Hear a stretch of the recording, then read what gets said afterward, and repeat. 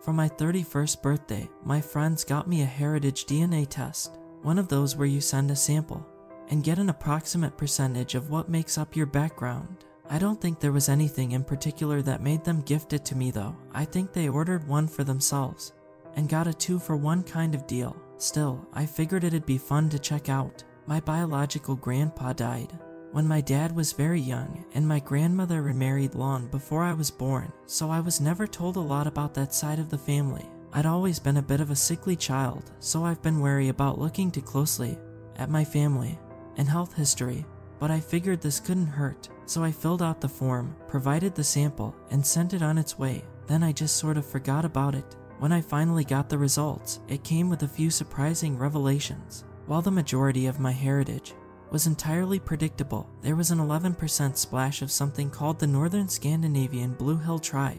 I asked my parents about it. While my mother had no idea what the Blue Hill Tribe was, she was pretty sure it wasn't from her side of the family. My dad was equally confused. Sure, he didn't know much about his biological father, but he knew for a fact that the man was from Oklahoma. His mom, on the other hand, was Minnesotan. Dad got curious and ordered his own test within the hour. As I ended the call and boxed the packaging up, something fell out. A sturdy envelope made of thin navy blue cardboard and sealed with a sunflower emblem. It had a mild chemical smell to it, like a sweet ammonia. At first I thought it was going to be some kind of special offer, but after turning it over I could see it was addressed directly to me in handwritten cursive. It read, "Dear, congratulations on your recent result. As part of our further effort to explore the diverse world of Unify heritage, and in cooperation with our various multinational partners, we would like to extend an invite to descendants of the for an eventful day of education, connectivity, and celebration. Please consider this invitation and review the enclosed details at using your login credentials. We hope to see you there." I didn't know exactly what to make of it, but I decided to check it out, and holy hell, it reeked of scam. Here's what it offered: a fully paid 3-day stay at a hotel in Manchester, New Hampshire, free entry to the company-sponsored Heritage Celebration event, alongside other members of both the Blue Hill Tribe, but also other unique and diverse backgrounds. There were several groups listed, mostly hailing from the Scans, the Carpathians, and the Ural Mountains. I would have to pay for the trip to get there though, and they were clear about food, drink, and room service not being included. But all in all, it sounded too good to be true. After several hours of trying to find my way through customer service websites, I finally got a hold of an actual service rep over the phone. At first they seemed to have no idea what I was talking about, but when I referenced a personal case number at the bottom of the envelope, they referred me to a special events manager. This manager, in turn, confirmed everything. I know, they laughed. I know how it sounds, but this is actually a sort of golden ticket thing. It's a biennial event and part of a charity effort, so there's a tax incentive for us as well. If you can make it, I'd recommend checking it out. We got some event photos on our website for reference. I did as she suggested, and I gotta say, I was convinced. I accepted. My flight arrived on the morning of the first event day, about 3 hours ahead of opening. I had an uneventful early check-in, spotting the locked doors through the lobby. There were a few posters marking the Heritage Celebration event, and there were already a couple of people roaming the halls outside, but I decided to catch my breath a bit before the doors opened. I got to my room and clocked out for a couple of hours. I double-checked the event schedule on my phone, making mental notes of the various talks, guided tours, luncheons, dinners, and get-togethers. It was a full 2-day event. I was surprised at just how much there was to do, considering the event was intended for no more than a couple of hundred people at most. Still, I couldn't complain. But just as I drifted off for a nap, I got a notification on my phone, a text from my dad. Apparently, he'd recently gotten his results back. Strangely enough, he didn't have any percentage of the Northern Scandinavian Blue Hill Tribe in his genetic makeup. Maybe my mom wasn't as southern as she thought. Once the doors opened, there were about 100 people walking about. Some looked like average Joe nobodies, others were clearly some kind of corporate representative. I could tell at least 6 different accents just by walking around, and a couple of foreign languages. There were a few booths to check out, mostly advertising various new services and products by the company behind the DNA test, but also one that was just information about various forgotten or unusual tribes. Going through the pamphlets, I couldn't find one about the Blue Hill tribe, so I decided to ask the service rep behind the counter. "Blue Hill," he said, raising an eyebrow. "I'm not sure." Another rep whispered something in his ear, and he nodded. "Right," he corrected. "We don't have any reading material on that subject, but I think there's an info session. Should be part of the Tribes of the North meetup." I double-checked the schedule again and made my way to a couple of events. The Tribes of the North meetup was an after-dinner event, part of the late-night off-hours socializing thing they tried to get going. I spent the afternoon listening in on various other topics, trying to pass the time. There was a speaker on the topic of nomadic North American tribes, as well as a workshop about forgotten languages. It was all interesting in its own way, but I found myself drifting away just after lunchtime. I had to take a rest around 3 p.m.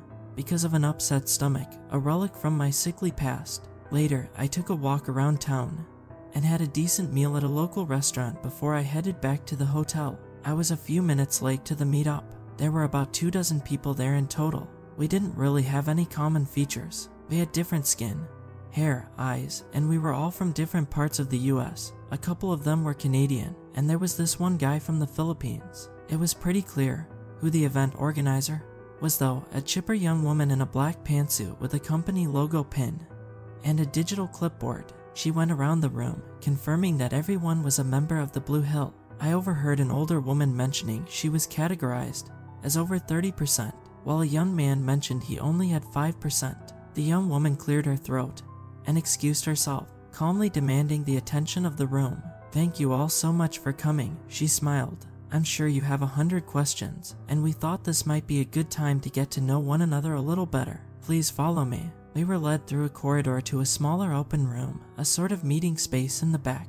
They turned down the lights a bit and set out a couple of platters of cheeses, crackers, and some alcohol-free sparkling wine. There were a couple of people there already. I was about to spark up a conversation with a 50-year-old man who looked as confused as me when the chipper young woman took hold of the room again. She directed our attention to a man that I can't for the life of me remember the name of.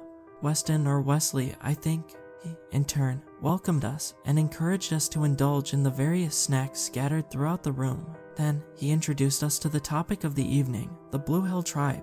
"If there is one thing I'm certain of," he started, "it is that every single person in this room has had a serious medical condition at some point in their life, something unusual. Does anyone mind sharing an example?" I didn't speak up about the severe ulcers I had as a kid and the partial transplant I had to get, but there were others who openly shared various issues: heart valve issues, cornea transplants, nerve damage. Everyone seemed to have something. The man just nodded, as if expecting this. This is, sadly, a common attribute of people with lineage dating back to the Blue Hill tribes. So let's take a closer look at the history and customs of these unique people. And while we do, please feel free to mark yourself in the attendance sheet. He continued to speak of a group of people native to the northern Scandinavian mountain ranges. There were dates, locations, an approximate number of tribal members, and a few other sparse details. I marked the form while I waited, realizing pretty early on that what he was saying was suspiciously generic.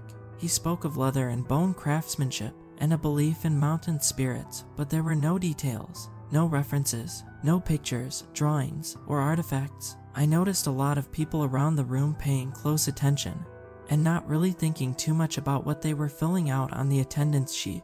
But I took a closer look. Our names were already on the sheet, so we were only supposed to make a check mark. However, there were also percentages printed on the side, corresponding to the percentage of heritage we had in common with this tribe. I recognized my 11% and the 30% of the old woman. There was also a series of other numbers that I didn't immediately recognize. When I thought no one was looking, I snapped a picture of it, just in case. After a 15-minute lecture on the history of the Blue Hill tribe, I came to the realization that I hadn't actually learned anything. The locations and dates were so generic that there was no way to fact-check it, and there were no details as to their various customs and crafts. Looking around the room, I noticed the chipper young woman was off in the corner, whispering to someone on her Bluetooth earpiece, her eyes scanning the crowd with a serious demeanor. There was a man in a suit by the doorway taking pictures with his phone and a hotel functionary offering refreshments being turned away. This was clearly a private matter and of great interest to the company. For some reason, I snapped to attention as the room applauded. The lecture came to an end, and we were given some time to mingle, but not without another reminder to make a mark on the attendance sheet. I chatted a bit with a few people, but it all felt a bit forced. Just a few words here and there. I got the impression that none of us had very much in common. No one seemed to have any idea where that part of their heritage actually came from. There was this one guy who had studied his genealogy extensively, who insisted that it was strictly impossible for him to be even partly Scandinavian. I've mapped out every family member for 6 generations, he scoffed. There's no way. As more and more people filtered out into the night, I decided to lag a bit to see what was being said behind closed doors. I wasn't sneaking around on all fours like a spy, just lingering a little too long on the other side of a bathroom door, or stopping to conveniently check my email near a hushed discussion. I picked up a few bits and pieces, discussions about our percentages. For example, there was also talk about a second event the following night and how it wasn't officially on the schedule. They referred to it as a sort of closing ceremony. There was also a short talk about inviting a few of us to a private meeting. I heard 2 people squabbling a bit about the details, and I didn't catch much of it,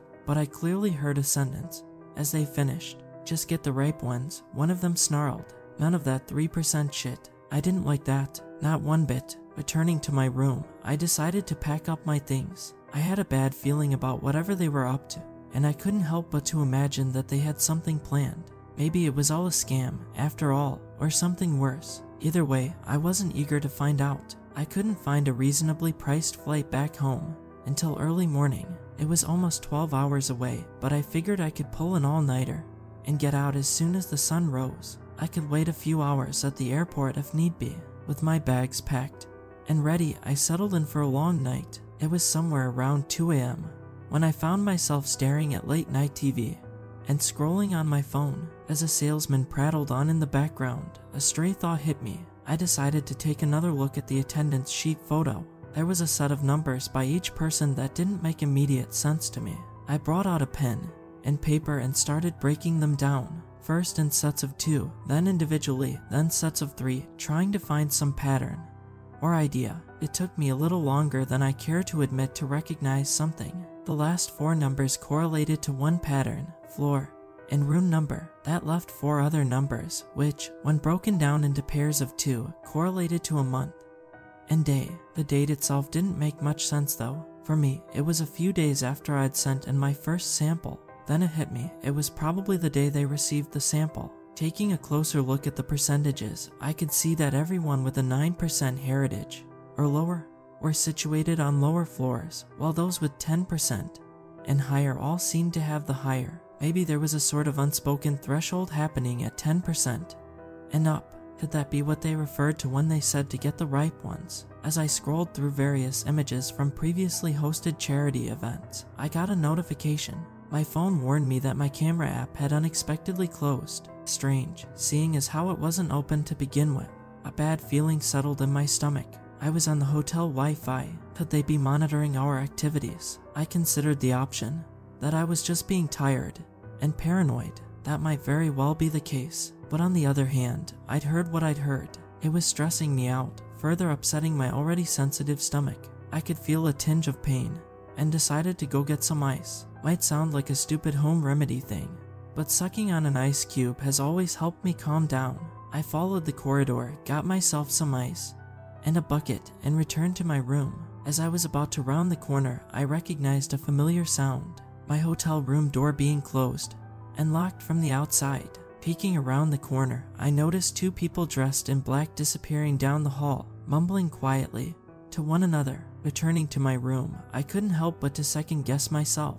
Had the bathroom door always been open? Was the same channel on the TV playing? Had someone moved my bags? It was hard to tell. That's how I spent the night, wondering. My heart sometimes skipped a beat as I thought I noticed something new, but ultimately, I couldn't find anything immediately threatening. I pulled out my phone battery, just in case, and kept it in my other pocket. No one would be tracking me anytime soon. I messed up my bed to make it look like I had slept in it, even though I spent most of my time in the bathroom. Ready to lock the door and call the police. I nodded off a few times, but eventually the sun broke the horizon, a few rays of sunshine slipping in through the frosted bathroom window. I got my bags and left. One nervous elevator ride later, I slapped down the hotel key on the reception and headed for the exit without elaborating. I accidentally made eye contact with a hotel security guard by the exit, who gave me a curious side eye. "Sir," he asked. I stopped briefly and excused myself. He held up a hand. "Sir, may I speak with you?" He repeated. "I have an appointment." I smiled. "Sorry, it won't take long." He smiled. "Right this way." Looking at the silver-colored revolving door that could get me out of there, I considered my options. I could make a break for it, or I could just see what this was about. I decided to just talk to the man, banking hard on it not being anything serious. In hindsight, I should have gone for the goddamn door. I was taken to a small room right next to the reception. "There," he asked to see my phone. I showed him, although the battery was still out. "My supervisor had a couple of questions," he said. "She's just outside. Won't be a minute." "I'm sorry, but I got a..." He pocketed my phone, smiled, and stepped out of the room. But it wasn't an ordinary service personnel kind of smile. It was almost apologetic, like he knew he'd landed me in some kind of trouble. And through the door came the chipper young woman from the previous night. She wasn't as chipper this time. She didn't sit down, instead opting to stand on the opposite side of the room, with her arms crossed. For a solid minute, she just stood there, considering what to say. Finally, she let out a sigh and took a step forward. I felt like a scorned schoolboy being dragged to the principal's office. "Are you leaving early?" she asked. "Would be ashamed to miss the get-together tonight." "I'm thankful to have been a part of this," I said, "but I really ought to get going." "Oh," she feigned surprise. "Family emergency." "That's private," I said. I could still hear hotel personnel outside, and figured she didn't want to make a scene. I leaned back in my chair, confident and quiet. She didn't take that too well. "I think it'd be for the best if you stayed a little longer," she continued. "I don't think I will. I don't think there's much to debate. I'm sorry, but you have no..." She slammed her fist on the table and stared me down, unblinking and furious. There was a slight tremble in her movement. There was no way those outside didn't hear us, and yet no one moved a muscle. Perhaps she was in more control than I'd anticipated. "I think you're gonna stick around for a while," she snarled, "or we're gonna have a problem." "You wanna have a problem with me?" "No," I said, shaking my head. I don't." "Then you're gonna shut the hell up and play along." I was dumbstruck. There was no ambiguity here. She was outright threatening me. I could barely understand why. Maybe she'd seen something on my phone while I was connected to the hotel Wi-Fi, or maybe they'd noticed me spying. Perhaps they saw me pondering the attendance sheet. I don't know. Either way, they weren't taking any chances. I didn't see that hotel security guard again. Instead, they put me in a room with a very quiet man in a suit. He didn't answer any questions, and he wasn't much for small talk. All he did was stand outside the room, checking in on me as soon as I made a noise. I spent all day in that room, this small 10 by 14 feet room, with little more than a couch, a coffee table, and the most generic-looking hotel painting I'd ever seen. Still, as calming as that room was, I was freaking the hell out. But there was nothing for me to do at that point. No harebrained schemes could make me magically phase through the wall. I was stuck there, and I sure as hell wouldn't fight that guy. Didn't take a detective to spot that he was armed. The stress made my stomach act up. I was allowed to use the bathroom, but they kept the stall door open. Then it was straight back to the room. I tried frantically to come up with some kind of plan, or figuring out some specific turn of the corridor where he wouldn't have a clear shot, but it was useless. There were long, wide open spaces, and no harsh corners, but that was my mindset. I was still under the impression that there was something I could do, but in reality, I couldn't. Once that started to dawn on me, I realized how screwed I was. It was the emotional equivalent of sinking into a deep black ocean. It was late afternoon when the door opened. Having spent most of the day napping on the couch and anxiously wandering back and forth, I got on my feet like a soldier. One of the guards coaxed me outside. I could tell something was up. People were rushing past us, speaking into their earpieces. We moved in the opposite direction, but I caught a glimpse of a well-dressed group of people used as human shields for someone very important. I was quickly ushered along. I was taken through the hotel kitchen. They'd cleared out the staff. They took me to what looked like an abandoned old walk-in freezer. I was pushed inside, and the door was closed. I don't know how those walk-in freezers are supposed to work, but this one locked from the outside. There were no lights, and I could barely make out what was happening through the little windows. I didn't have to wait for long. Just minutes later, I could hear other people entering the room. Some curious, some angry, some crying. One by one, the guests from the previous night were ushered into the freezer. Even the old woman. Well, not all the guests, only those ripe enough. There were 9 of us in total. Some were mildly annoyed, others were confused. Finally, they dropped a guy who had been beaten straight onto the floor. He was clearly not okay, trying his best to breathe through his mouth.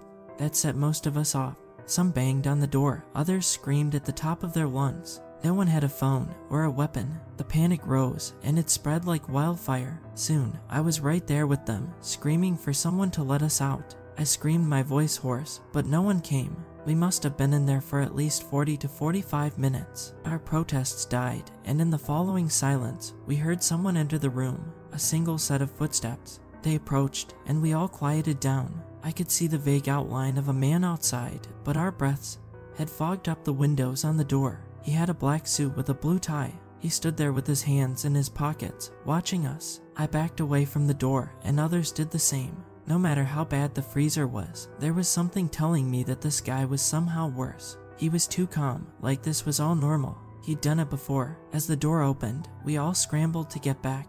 He stepped into the entrance, obscured by the bad lighting, but for all I could see, he was a man, a little shorter than me, a bit round around the stomach, bald, maybe glasses. There was something reflecting off his face, and yet there was something about him that screamed danger. The man who'd been beaten was ready to roll the dice. He took off running, trying to push past and get out. There was a kitchen exit not too far away, so if he could just make it past this guy, then maybe he'd be in the clear. But no, he didn't get far. The strange man didn't tackle him, or attack, or scream. In fact, he didn't seem to react at all. But the runner, well, he stopped a few steps short of leaving the freezer. He clutched his throat, gasping for air. The strange man spoke in a raspy, matter-of-factly voice, as if counting the inventory on a supermarket shelf.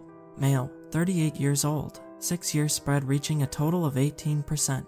Implant through esophagus surgery. And then, there was this ungodly noise. A runner collapsed to his knees. He was trying to scream, but all that came out was a sort of guttural wheeze. It escaped him in waves, involuntarily, until we could see something poking out of his mouth, like the silhouette of a wet branch being pulled out. Finally, there was a snap, as it fully dislodged, and the freezer began to reek of blood. He stopped moving. The panic consumed us. I may have read calm here in the aftermath, but in that moment, I was an animal. I was scratching on the walls, trying to get back. I didn't care if I was pushing people to the floor or stepping on someone's head. I was desperate. The strange man spoke again, but this time, his raspy voice seemed better and proved. Female, 29 years old, 4 years spread reaching a total of 14%. Implant through spinal surgery. One by one, he counted us off. Male, female, 4 years, 5 years, 9, 8, percentages going up and down. Lung cancer, cornea transplant, dialysis, screams and blood, one by one being pulled out of the crowd and then pulled apart. I'll never forget the sounds. Small bones sound like carrots when they snap. Bigger ones, it differs. The dripping noise as human spillage mixed on the floor. Drops of blood really do sound heavier than water, and with every victim, I could see something shift in our captor. Straighter back, deeper breaths, like he was absorbing it all into himself, taking something back, harvesting. The 6th person on the chopping block was me. He read it all out loud. Male, he began, 31 years old, 24 years spread reaching a total of 11%. Implant through ulcer treatment. My stomach rumbled, moved, twitched, as if coming alive. It wanted to escape me, to break free. It strained against me. I collapsed to the floor, my hands slipping on the blood, seeping into my skin, itching under my fingernails. Then, I felt something move in my pocket. I almost dropped it. I still had my phone battery. I took it out and held it up to my mouth. I could bite down on it, drenching myself in acid, or God knows what. My stomach ceased moving, if only for a short reprieve. I looked up at my captor. See this? I said. It'll mess us both up. But you need it, right? You need me whole. There was no response. I could just see him tilting his head down at me. Yeah, if I destroy myself, you get nothing, right? That's it, isn't it, huh? I placed it between my teeth, ready to bite down like a dog on a juicy bone. He didn't move as I got up. We circled one another. He wasn't about to let me go. He wasn't looking me in the eyes. He was staring intently at my stomach. He wanted to pull it out of me, to turn it into something else. Or maybe it was part of him all along, something coming home. "No," he said, "it ends." He reached out a hand for me, and I bit down without hesitation. To my surprise, there was just a little puff, but that was it. The battery tumbled to the floor, useless. The man instinctively recoiled, but upon seeing that there was no danger, it all came back with a vengeance. The pain was immediate and incredible. Something in me moved, and I immediately spat up a small glob of stomach acid. Then, the battery exploded. It wasn't a big explosion, just a loud bang, like the starting pistol of a race. I slipped and slid my way out of the freezer, and had to make a split-second decision. I could close and lock the door behind me, effectively sealing him and everyone in there, or I could leave the door open for others to escape. But it wasn't really a choice. Not really. It never is when you get pushed into something like this. I slammed that door shut and let it auto-lock without even thinking about it. Perhaps he'd asked the guards to clear out. I don't know, but there was no one else in that kitchen. I grabbed a knife from one of the counters, burst through the exit door, and disappeared into the night, my stomach stirring like a restless animal, but settling as I got further away. I can only regret what happened to those left behind. It still makes my spine itch. A police patrol found me wandering the streets about an hour or two later. I can't imagine it looked good. I was taking such small, shallow breaths, and I was still clutching a kitchen knife. Not to mention, I was covered in blood. They were convinced that I'd killed someone, but I surrendered willingly and eagerly. I tried to tell a coherent story, but they just didn't understand me. I probably didn't make much sense. A shower and a fresh set of clothes later, I explained my experience at the hotel to the best of my ability. Sadly, it didn't really do much. There were no records of the man I'd described ever visiting that hotel. As for the missing people, those I claimed had been murdered, they had checked out one by one at different hours the day prior. According to hotel records, they might be missing, but there was no indication of foul play. Yeah, I'm calling BS on that. So yeah, that was by far the worst time of my life. Looking back at it, it feels unreal, like it happened to someone else. But even now, I can still get little flashes of something that reminds me of that night, and it just pulls me right back. It never really leaves. Whoever that man was, he was important enough to get a whole company to cover for him. I'm sure not all of them knew why they were doing it, but they were complacent. I think we're looking at someone with a lot of resources and a lot of reach. I never got a name, and seeing as how he seemed to change with every victim he consumed, I can't really tell what he looks like anymore. Not even his age, or length, or weight. There are, surprisingly, some real records about a small tribe of people from the Blue Hill in the Scandinavian mountain range. There isn't much out there about them, just a mention that they worshipped immortal mountain spirits. Others say they worshipped devils. It's a mixed bag. I don't know what to believe. I don't know what I saw, but I am living with the knowledge that a part of me, something inside me, isn't my own. It moves with me, it lives within me, but at the snap of a finger from that thing, and it will rebel, it will fail me, and I'm just at, 11%? What happens when I reach 50, 100? I decided to post this today after getting a video ad that I could never have anticipated. It seems that this company is still in business, advertising their new generation of DNA tests. I'm sure some of you out there have seen it. 20 seconds, unskippable, smiling faces, distant families being tied together by a CGI blue ribbon. I think they have some of those damned sunflowers in the background, still colored that basic company blue, and seeing it like that it made my stomach turn.